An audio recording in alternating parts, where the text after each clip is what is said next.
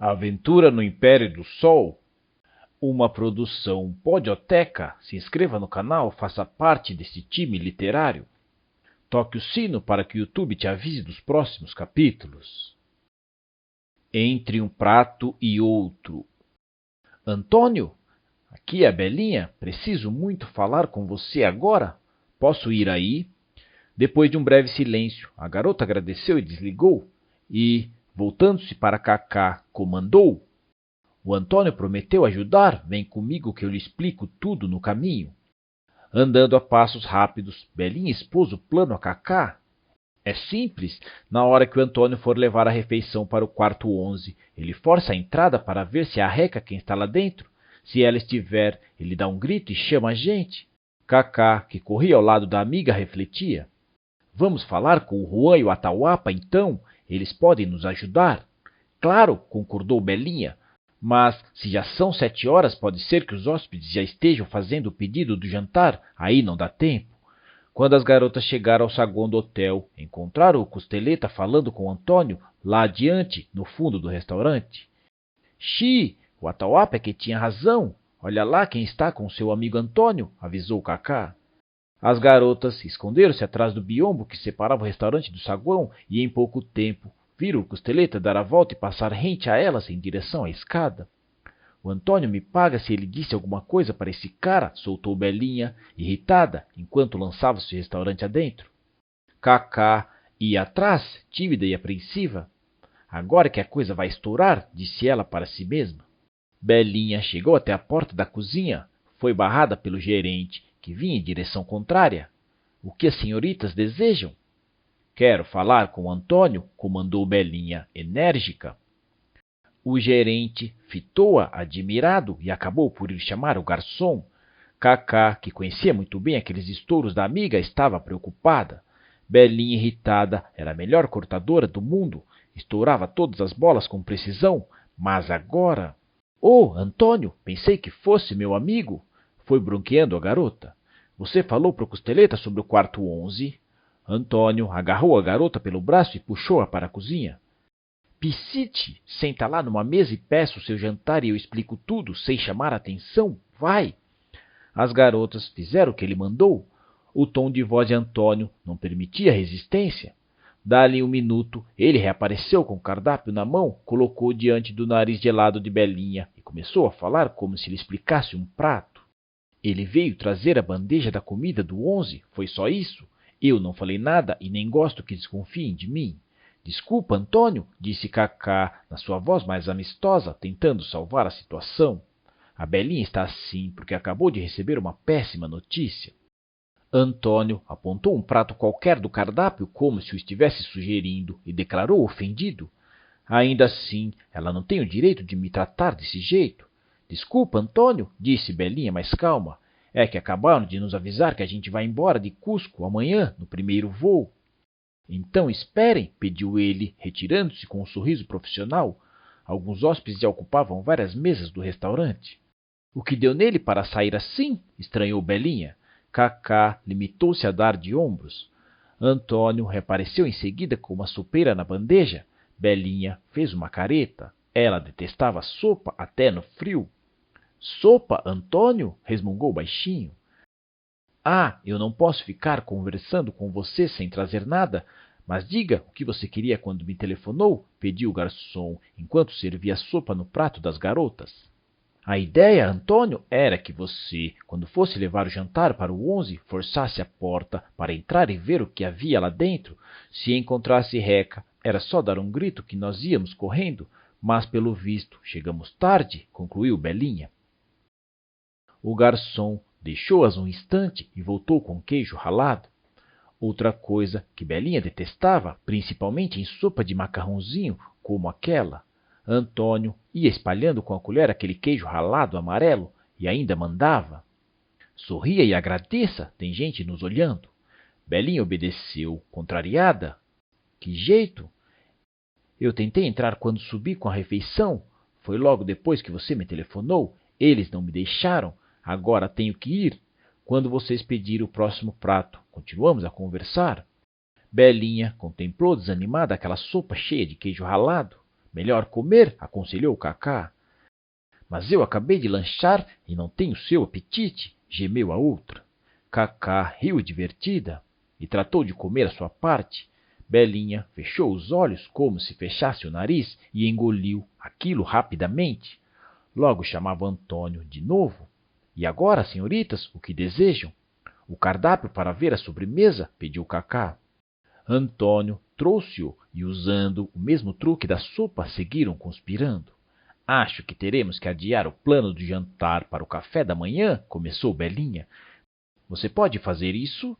Você força a entrada e nós... Antônio interrompeu. Não, se a sua amiga não estiver lá, posso perder o emprego, mas tenho uma outra ideia. O rapaz deixou-as e voltou dali a pouco com uma torta de maçã. Ai, Antônio, pelo menos você podia perguntar o que a gente quer. Detesto sopa, queijo ralado e torta de maçã, reclamou Belinha. Mas ele nem deu atenção. Não dá para perdermos tempo com isso, Belinha. A minha proposta é que um de seus amigos se vista de garçom e entregue a bandeja no quarto. Se alguma coisa der errado, eu digo que não sabia de nada. E as roupas de garçom? Indagava Cacá. A resposta chegou com o chantilly que ele trazia. Serviu porções generosas para as duas enquanto adiantava. Amanhã, antes de eu vir para cá, deixe o uniforme no seu hotel. Aquele seu amigo, meio índio e meio desconfiado, tem mais ou menos o meu tamanho, há de servir. E Antônio desapareceu cozinha dentro. As meninas só souberam a que hora se daria o encontro quando ele trouxe o chá. Amanhã, às 6 da manhã, agora pode pagar a conta e ir embora. Nós temos um plano, e dos bons. As garotas atravessaram a praça iluminada de Cusco, tão bonita sob aquela luz que mais parecia um cartão postal. Agora é só convencer o Juan e o Atahualpa a ajudarem, calculava Cacá em voz alta. O duro vai ser madrugar, suspirou Belinha. Quando elas apontaram na porta do vira-coxa, Juan já vinha ao seu encontro. Onde vocês se meteram? Nós a procuramos por toda parte. Cacá aproximou-se do namorado, deu-lhe um beijo e sussurrou-lhe ao ouvido. Nós temos um plano e dos bons. Então conte, pediu o rapaz. Mas Belinha achou melhor reunir todos primeiro e traçar o plano num local mais discreto. Nesta cidade as paredes têm ouvidos, enunciou, rindo, lembrando a frase que sempre lia com prazer dos romances de aventura. Minutos mais tarde, Abreu e Atahualpa atendiam ao chamado das garotas e batiam à porta do quarto. Belinha contou-lhes o que elas tinham feito naquele início de noite e qual era o plano para salvar Reca se ela fosse mesmo hóspede do quarto 11. A ideia parece boa, apressou-se Abreu, mas já vou avisando, dando certo ou não, vocês duas pegam o primeiro avião amanhã, podem deixar as malas prontas agora à noite. As garotas fizeram que sim, e um brilho em seus olhos revelava a convicção delas de que tudo ia dar certo. Tem que dar certo, pensava Cacá. O Antônio vem aqui amanhã às 6 horas para entregar o uniforme de garçom para o Atahualpa, explicava Belinha com determinação. Nós duas vamos levar para você, Atahualpa. Enquanto você se troca e aguarda, o Antônio vai trazer a bandeja de café para que você a entregue no 11, daí você força a entrada. Atahualpa tinha uma ponta de sorriso nos lábios sempre sérios. Ele queria ação e estava satisfeito em fazer o papel principal. Aliás, ele achava que ficava muito bem como protagonista. Não sei se o Atahualpa vai conseguir fazer tudo sozinho, ponderou Abreu. Tem razão, concordou Juan. Só no corredor ficam de 2 a 3 sujeitos. Lá dentro, pelo menos mais um. O Atahualpa segurando uma bandeja não vai conseguir fazer tudo sozinho. Atahualpa já ia protestar, mas viu que Juan tinha razão. Poderíamos organizar uma ação bem cronometrada, propôs Juan. No momento que o Atahualpa bater na porta do quarto, o Abreu e eu apontamos pelo mesmo lado do corredor para dar apoio. Abreu coçou a cabeleira rala. Enfrentar 2 ou 3 sujeitos mal encarados não era uma perspectiva que o animasse muito.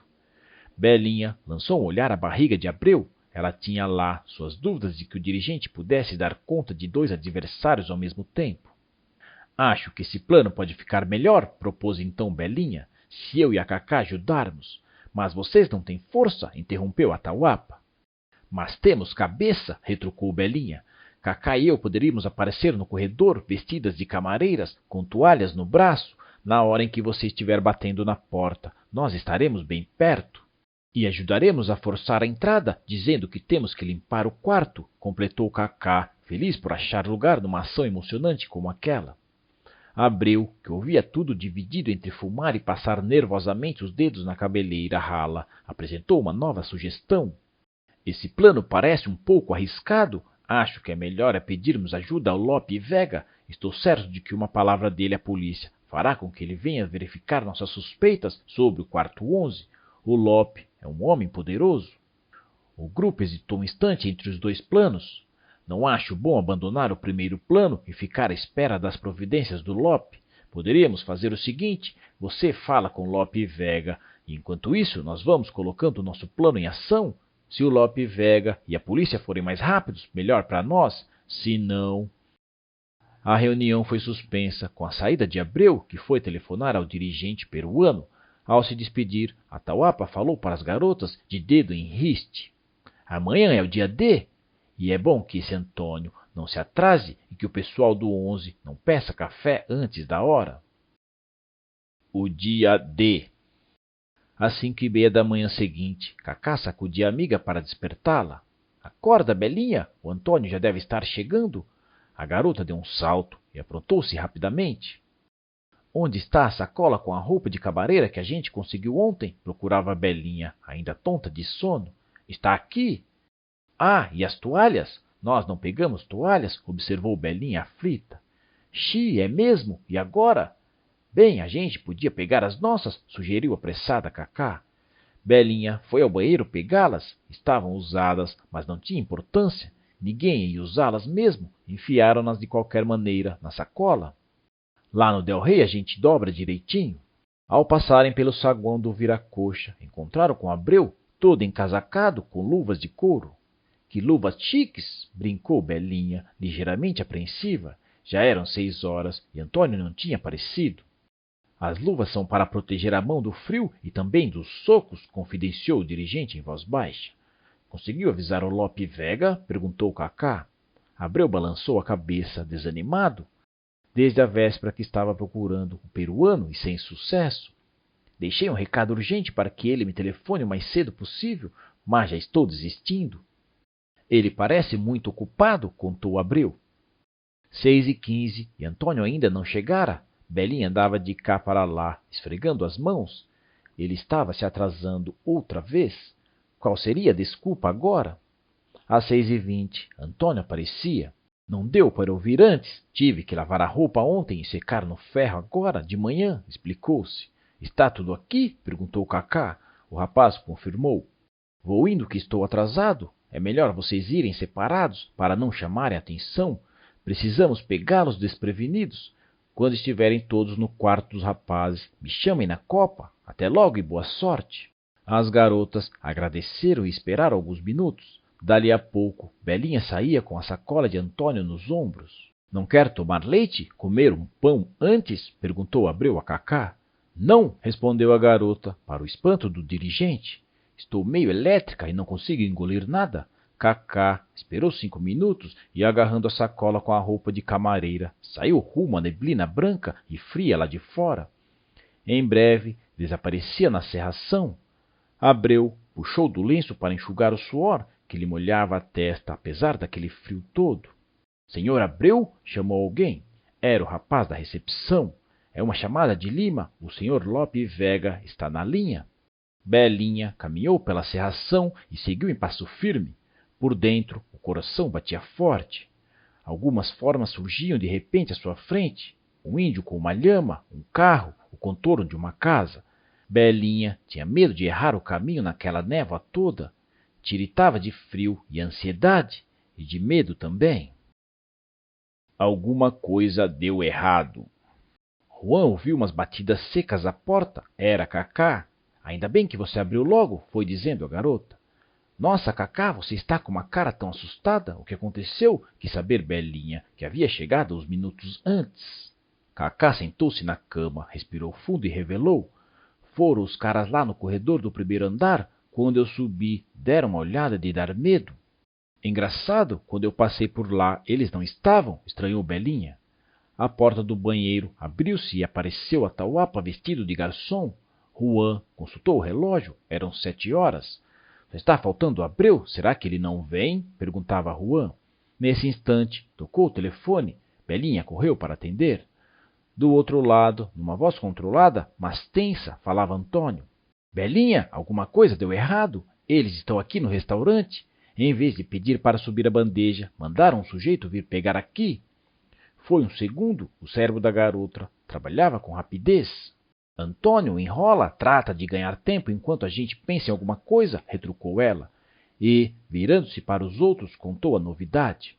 Eles foram buscar a bandeja. A notícia caiu como uma viga na cabeça da turma. Ficaram literalmente atordoados. Não há tempo para pensarmos em um novo plano. Vamos manter a ideia inicial, comandava Belinha, com os reflexos rápidos de boa jogadora de vôlei que era. Na hora, todos concordaram, ninguém discutiu. Parecia que o grupo pensava com a mesma cabeça e sentia com o mesmo coração. Atahualpa vestiu o paletó de garçom e anunciou. Belinha, avisa o Antônio. Eu vou descer para a cozinha pelo corredor dos fundos e levar a bandeja, como se nada houvesse acontecido. Belinha já pegava no telefone, enquanto Cacá vestia o uniforme de camareira. Ah, Juan, você conta até 60 e vai para o primeiro andar. E vocês, garotas, contem até 50 e vão também. Eu estou indo, disse Atahualpa, antes de desaparecer. Cacá e Juan começaram a contagem regressiva. Belinha finalmente conseguia falar com Antônio. Antônio? Sou eu outra vez. O Atahualpa está chegando aí para pegar uma bandeja de café. Nós vamos manter o plano, segura o cara o tempo que der. Atahualpa desceu os 2 lances de escada rapidamente. Lá embaixo, entrou pela porta de serviço que ia dar na cozinha. Seu coração batia mais forte à medida que se aproximava. O rapaz abriu a porta de serviço e deu de cara, não com Antônio, mas com o gerente. E empalideceu diante da pergunta inevitável. Quem é o senhor? Atahualpa hesitou. Nesse instante, Antônio apareceu por trás do gerente e disse: Estão chamando o senhor no telefone? Dizem que é urgente. Foi o tempo de o gerente voltar as costas e Antônio entregar para Atahualpa uma bandeja com café. O rapaz agarrou e subiu o mais depressa que pôde, equilibrando o suco, a xícara e o bule. Atahualpa subia preocupado. Será que tinha demorado muito? Ao encontrar com o gerente, ele se perdera na contagem e agora não sabia se estava chegando muito cedo ou muito tarde. No corredor do primeiro andar, virou à esquerda. Lá no fundo, os vultos dos 2 sujeitos, encostados à parede, sobressaíam. Atahualpa aprumou-se como vira sempre os garçons fazerem. Colocou a bandeja sobre a mão esquerda espalmada, erguida à altura da cabeça, e veio andando, aproximando-se daqueles vultos que acabavam de notá-lo e agora já o observavam fixamente. Atahualpa procurava olhar para a frente, como se estivesse indo para o outro quarto, como se fosse simplesmente um garçom com uma bandeja num corredor. Com o rabo do olho, verificou que estava à altura do quarto 17. O rapaz morria de vontade de se virar para ver se as garotas estavam atrás dele, como combinado. E ali adiante, a poucos passos, já o esperavam os 2 homens, mãos à cintura e pose de valentões. O coração de Atahualpa bateu acelerado quando ele voltou-se repentinamente para a esquerda, colocando-se diante do quarto e batendo a porta. A mão pesada do mais alto dos homens desceu-lhe sobre o ombro direito. Não foi pedido serviço de café neste quarto, seu moço? Advertiu uma voz ameaçadora. Atahualpa precisou buscar lá dentro de si força e domínio para responder com calma. Recebemos um chamado. Dito isso, deu mais 2 pancadas enérgicas na porta. Ao olhar de lado, avistou as 2 garotas se aproximando. Dê cá a bandeja, ordenou o sujeito. O ferrolho da porta girava, a porta se abria. O rapaz passou rapidamente a bandeja para as mãos daquele homem e, com as mãos livres, empurrou a porta. Vocês não podem entrar aqui dentro! Gritava o Costeleta ao avistar um garçom alto e 2 camareiras muito decididas invadindo o quarto. Belinha lançou um olhar à volta. Reca não estava lá e alguém já a forçava com violência para fora. Vão embora! Ninguém chamou vocês aqui! Esganiçava o Costeleta, empurrando o Cacá. Belinha avistou o armário, antigo e alto. Ali podia caber uma pessoa do tamanho da Reca. Dirigiu-se para lá. Alguém segurou-lhe o braço.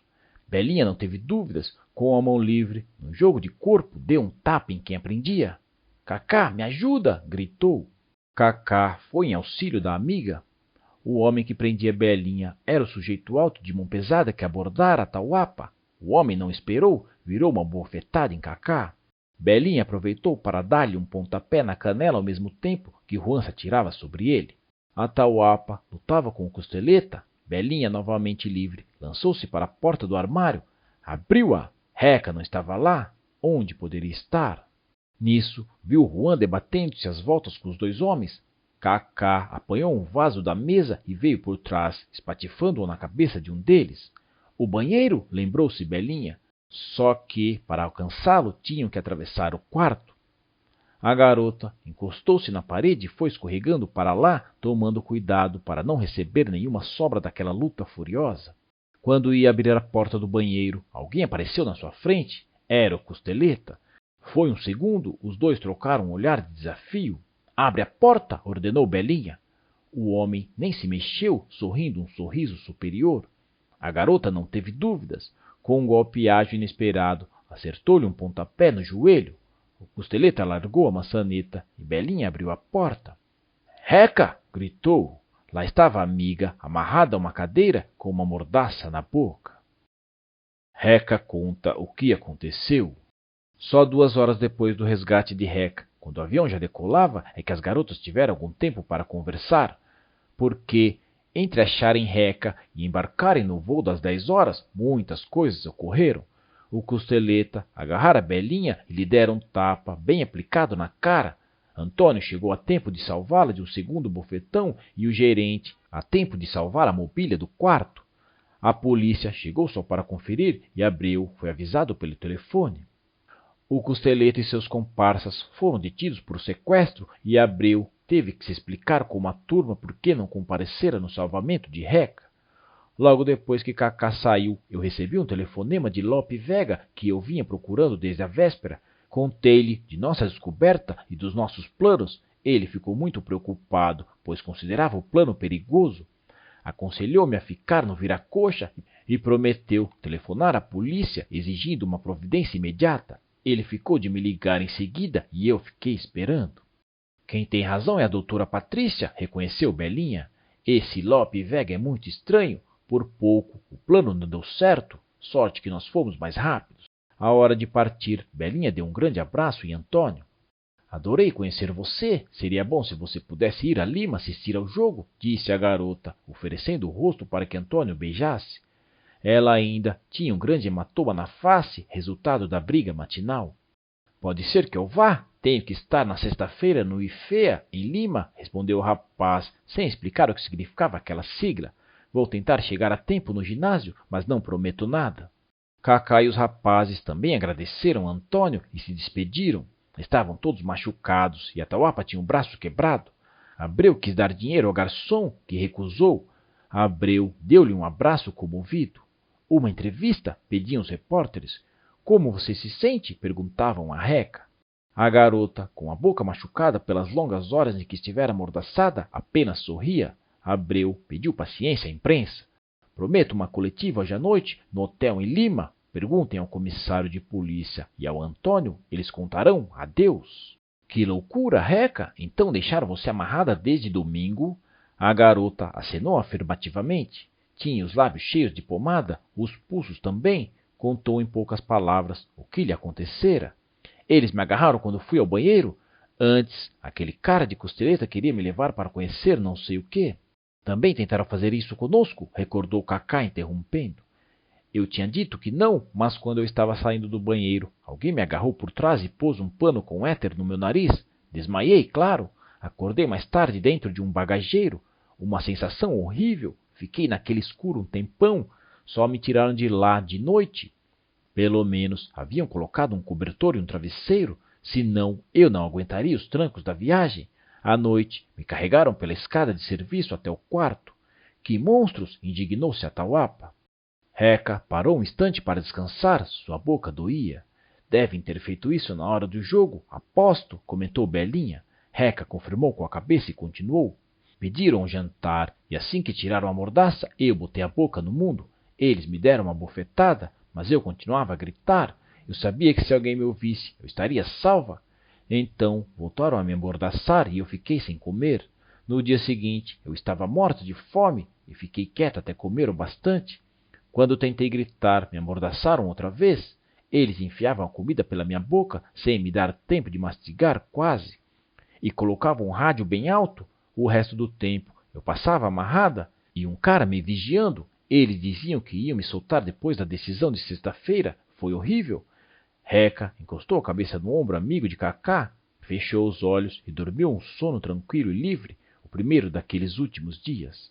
Kaká perguntou baixinho a Juan se ele e a Tauapa iam assistir ao jogo no dia seguinte. Mas claro, confirmou o rapaz indignado com a dúvida. E, sorrindo, deu um beijo na garota, um beijo colorido. Ele, com os olhos totalmente roxos por causa da briga, ela, com o vergão vermelho estampado na face. Estou orgulhoso de sua coragem, sussurrou-lhe ao ouvido o namorado. A Tauapa, por sua vez, observava a cena em silêncio, perdido em seus pensamentos, quando foi interrompido por Belinha. O que é Ifea? Quis saber a garota. Ifea? Instituto Francês de Estudos Andinos. É lá que eu pretendo estagiar quando estiver cursando arqueologia. Por quê? A garota respondeu no tom mais baixo que pôde para não acordar Reca. O Antônio me disse que tinha que estar no Ifea sexta-feira. A Tauapa voltou àquela sua expressão desconfiada dos primeiros encontros com Antônio. Acho muito esquisito um garçom no Ifea. Vai ver que ele foi convocado para servir chá no instituto. Abreu aproximou-se das poltronas onde o grupo se instalara. Estou preocupado. Será que a Reca vai estar bem para jogar amanhã? Belinha pôs a mão na cabeça. Eu tinha até me esquecido. O patrocínio, a gente tem que ganhar. E vencer ou vencer. Qual será o jogo de Lope Vega? Naquela quinta-feira, após o treino da tarde, Marilena convocou a todos. Belinha, pediu Marilena, você viu o Abreu? Ele ficou de vir para a reunião e ainda não veio. Kaká adiantou-se com uma resposta. Ele estava no telefone da recepção tentando falar com Lope Vega. O Abreu está tentando falar com esse homem desde que chegou de Cusco, hoje de manhã, observou a doutora Patrícia, e não consegue. Cada vez a secretária diz uma coisa, que está em reunião, que saiu, está ocupado. Marilena concordou com ela e desabafou. Precisamos que adiem o jogo de amanhã. A nossa equipe não tem condições de jogar para ganhar. A Reca precisa se recuperar. Se o Lope Vega transferisse a partida para o domingo, seria excelente. Reca se intrometeu. E tem mais, Marilena. Eles me prenderam para que eu não pudesse jogar. A culpa é da torcida deles. A gente tem que conseguir que adiem esta partida. Dali a instantes, aparecia Abreu desolado. Disseram que ele não pode me receber, mas que ele me telefona quando puder. Belinha estava revoltada. Aliás, todos estavam. Abreu, você explicou para a secretária por que está querendo falar com ele? Perguntou Kaká. Foi a primeira coisa que eu disse. Precisamos falar com ele de qualquer maneira e mudar a data desse jogo, anunciou Marilena decidida. Tenho uma ideia, interveio Patrícia. Eu vou telefonar para o escritório dele e dizer que sou uma jornalista do El País querendo entrevistá-lo para a edição de amanhã. Como eu falo bem o espanhol, a secretária não vai desconfiar. Marcamos a entrevista e o Abreu vai comigo, como se fosse o fotógrafo. Túlio nos empresta a máquina dele. Quando o Lope Vega me receber, estará recebendo o Abreu também e vamos ver qual é o jogo dele. Todos aplaudiram a ideia e a médica tratou de telefonar para o escritório de Lope Vega. Depois de 10 minutos, voltava com um sorriso. Está tudo certo, ele está nos esperando. Horas mais tarde, Patrícia e Abreu reuniram toda a equipe e a comissão técnica para contar o que tinha acontecido na entrevista com o dirigente Lope Vega. Em primeiro lugar, descobri que a seguradora Pinedo, que patrocina o clube de vôlei Pinedo, é do Lope Vega, ou melhor, o Lope é um dos donos. Ele nos recebeu lá no escritório da Pinedo, começou Patrícia. E como foi que ele recebeu vocês? Quis saber Marilena, falando por todos. Pessimamente, respondeu Abreu, enxugando o suor da testa com um lenço. E a médica completou. Eu entrei na sala, seguida pelo Abreu com a máquina fotográfica do Túlio. Quando ele viu Abreu, ficou branco, percebendo que havia caído numa armadilha. Eu tentei ser educado, explicando que já que a secretária não queria nos deixar falar com ele, então havíamos inventado aquele meio, explicou Abreu. Mas o homem passou de branco a vermelho, parecia criança, surpreendida, fazendo travessura. Ficou evidente que ele não queria falar com Abreu, mas o porquê é que eu não sei, observou Patrícia. Abreu prosseguiu. Pedi a ele para adiar a partida, afinal, o sequestro da Reca era um fato excepcional e merecia um adiamento. E o que ele disse? Perguntou Belinha. Não disse, respondeu Patrícia. Gritou que não tinha nada com isso. O jogo estava marcado há meses, o ginásio reservado, as entradas vendidas e ele não podia ter um prejuízo desses. Depois se acalmou um pouco, tentou consertar a falta de educação, mas nós tratamos de ir embora, contou a médica. Então, concluiu Marilena, isso significa que teremos que jogar amanhã de qualquer jeito, com ou sem condições, e ainda por cima precisamos vencer para manter o nosso patrocínio. Enfim, a final. O ginásio estava lotado, repórteres, a rádio e a televisão. Com a repercussão do sequestro de Reca, chegaram uma equipe de televisão brasileira para transmitir o jogo. Nós vamos jogar para ganhar, afirmava o técnico peruano aos repórteres. Nós somos contra o sequestro, jogo se ganha na quadra. Faremos o possível e o impossível para levarmos o título, respondia Marilena, à pergunta se o Brasil estava em condições de jogar. A doutora Patrícia, que havia liberado Reca para jogar apenas um set, afirmava à imprensa. A Reca está um pouco debilitada. Eu acho que esse jogo devia ser adiado e que se deveria procurar imediatamente o mandante do sequestro. Mas, doutora, os indiciados do sequestro declararam que não houve mandante, que a ideia foi deles, observou um repórter. A polícia devia investigar mais, disse Atahualpa, que acompanhava a entrevista com a médica. Ele se recordava de ter ouvido a palavra chefe quando se disfarçara de índio. Quando o juiz apitou o início da partida, o time do Baleia Azul estava completo, inclusive com Reca. Saiu jogando com muita garra e fechando favoravelmente o primeiro set por 15-13. O segundo set começou sem Reca na quadra. A garota não estava bem por causa do longo tempo em que passara amarrada.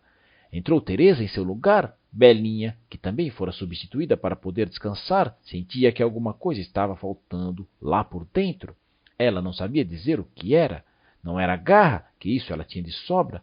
De repente, vindo de não se sabe de onde, entregaram para ela um botão de rosa com um bilhetinho. Para Belinha, com toda a torcida, do Antônio. A garota procurou com os olhos e viu lá adiante o rapaz, muito atraente, sem aquele uniforme de garçom. Ele acenou e fez-lhe um sinal de estímulo. Belinha retornou à quadra de ânimo novo, jogou muito, fazendo alguns pontos, com seu imbatível saque viagem no umbigo do mundo. O Baleia Azul fechava mais um set com muita dificuldade, 17-15. Houve então uma reviravolta na partida, com a equipe do Pinedo vencendo brilhantemente 2 sets por 15-5 e 15-3. A verdade é que o Baleia Azul caíra enormemente de rendimento, com as 3 titulares sem condições para jogar uma partida inteira. Era chegado o momento do quinto e decisivo set. No momento em que o juiz se preparava para apitar, um acontecimento chamou a atenção de todos. Na tribuna de honra, Lope Vega discutia com 2 senhores. Não demorou e um guarda-costas do dirigente esmurrava um deles. Policiais dirigiram-se para lá enquanto os populares invadiram a quadra. Túlio mandou as jogadoras se refugiarem no vestiário. O juiz suspendeu a partida sob a agitação do público. 1 hora mais tarde, todas as emissoras de rádio e televisão anunciavam que ocorrera na partida final Baleia Azul versus Pinedo. 2 agentes de polícia haviam procurado o dirigente Lope Vega para interrogá-lo sobre seu envolvimento no caso do sequestro. O Costeleta havia confessado que Lope Vega fora o mandante e a polícia queria ouvi-lo imediatamente. Ele resistira e daí a confusão. Assim, o quinto e último set foi adiado para o dia seguinte. Nós conseguimos? Não conseguimos? Belinha voltou novamente o olhar para a sacada do aeroporto de Lima. Lá estavam Juan e Atahualpa acenando as garotas do Brasil, que partiam. Lá estava Antônio também. Ainda bem que nós estamos voltando, exclamava Lena. Nunca vi um torneio tão agitado como esse. Até a suspensão de partida por invasão de quadra aconteceu. Aí até foi bom, comentou Patrícia. A Reca, a Cacá e a Belinha tiveram tempo de se recuperar melhor e jogar aquele quinto set para valer. E eu aproveitei para descontar tudo o que sofri com o sequestro, completou Reca feliz. Nunca joguei tão bem na vida, mas valeu a pena porque nós ganhamos, por 15-13. Só tenho pena de deixar o Atahualpa aqui, mas como ele disse que vai com Juan passar as férias de dezembro em São Paulo. Cacá aproximou-se da janela onde estava Belinha. Ele não é uma gracinha, o meu namorado? Ainda bem que ele vem me visitar nas férias. Será que eu aguento esperar até lá? Belinha nada respondeu, com os olhos grudados na figura bonita de Antônio, acenando da sacada. A garota tinha um nó na garganta. Parecia que nunca mais ia conseguir falar e rir outra vez. Apertem os cintos, pediu uma comissária de bordo aos passageiros. Cacá voltou à sua poltrona. O avião pôs-se em movimento lentamente rumo à cabeceira da pista. A figura dos rapazes foi diminuindo, diminuindo. O melhor de tudo, disse Vera, rompendo o silêncio, foi a renovação do patrocínio. Você não acha, Belinha? A garota balançou a cabeça devagar, distraída, os olhos atentos, fixos na sacada distante, no aceno de mão de Antônio, tão longe. O avião parou um momento como que para ganhar impulso e então lançou-se sobre a pista, veloz, decolando em direção às nuvens. Belinha despediu-se de Lima com ternura e emoção, como se despedira de Antônio no saguão do aeroporto. Ela recordava agora os últimos instantes antes do embarque. A equipe estava para partir e Antônio não vinha, como sempre atrasado. Juan e Atahualpa ali estavam despedindo-se de Cacá e Reca, mas Antônio não aparecia. Do alto-falante chamavam os passageiros para o embarque e Antônio não vinha. Belinha, chamou Antônio esbaforido. Pensei que você não viesse, reclamou Belinha numa voz sumida de tristeza. Claro que eu vinha, mas é que eu tinha que entregar um relatório no IFEA e conversar com eles. Relatório no IFEA? Estranhou Atahualpa, que não entendia o que um garçom de restaurante tinha a fazer com relatórios no Instituto de Estudos Andinos. Ah, sim, como estou pesquisando o Quichua em Cusco, resolvi pedir uma bolsa de estudos para poder deixar aquele emprego de garçom. Então você não é garçom de verdade? Quis saber Belinha. Eu não, eu sou linguista, mas enquanto não chega a bolsa, eu vou me sustentando como garçom. Antônio, disse Belinha surpresa com a novidade, o Juan e o Atahualpa vão em dezembro para o Brasil visitar a Reca e a Cacá. Você não pode ir também? Pediu a garota. Antônio deu-lhe um beijo. Visita em dezembro? Não vai dar, respondeu o rapaz com um sorriso nos lábios.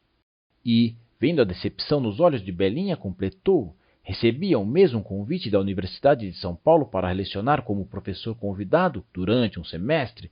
Eu não tinha decidido se aceitava ou não, mas agora vou aceitar. Estarei lá em São Paulo em fevereiro. Está bom para você? Perguntou a Belinha, que em resposta deu pulos de alegria. Belinha, veja só, avisava Cacá, interrompendo as lembranças da amiga. O avião descreveu um círculo e todos puderam admirar as ruínas imponentes de Machu Picchu lá embaixo. O Huayna Picchu destacava-se magnífico e altivo. Belinha olhou para Cacá, a amiga devolveu-lhe uma piscadela e um grande sorriso. Nós conseguimos? Não conseguimos? Fim.